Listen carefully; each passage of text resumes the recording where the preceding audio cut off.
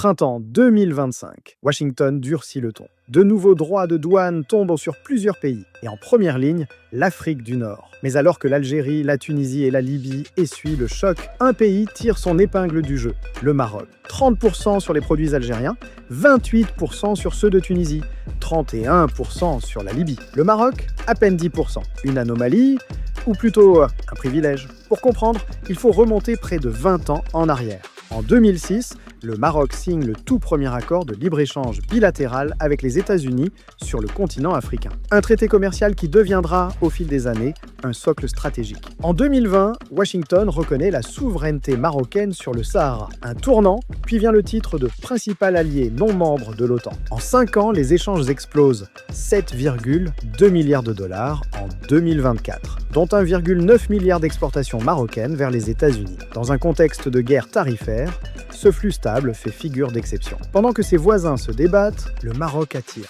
Les entreprises européennes, frappées par les surtaxes américaines, commencent à relocaliser. Pas en Afrique de l'Est, pas en Asie, mais à Tanger, Casablanca ou Kénitra. Le port de Tanger-Med, les zones franches industrielles, les accords préférentiels avec l'Europe et les États-Unis, tout converge. Le Maroc devient un trait d'union logistique entre continents, une base arrière pour contourner les tensions commerciales mondiales. En Espagne, l'inquiétude monte. Des voix s'élèvent contre une délocalisation silencieuse au profit du Maroc. Le secteur agroalimentaire, en particulier, redoute une fuite massive des investissements. L'huile d'olive, les câblages automobiles, les textiles techniques, autant de secteurs où le Maroc gagne du terrain. Non par hasard, mais par stratégie. L'Algérie, affaiblie par son isolement économique. La Tunisie, fragilisée par l'instabilité politique. Le Maroc, lui, récolte les fruits d'une diplomatie méthodique et d'un positionnement géoéconomique assumé. Amazon, Boeing, Dell, Coca-Cola, toutes présentes. Le royaume devient un pôle de redistribution africain et cette dynamique ne fait que commencer. Dans un monde où les alliances se durcissent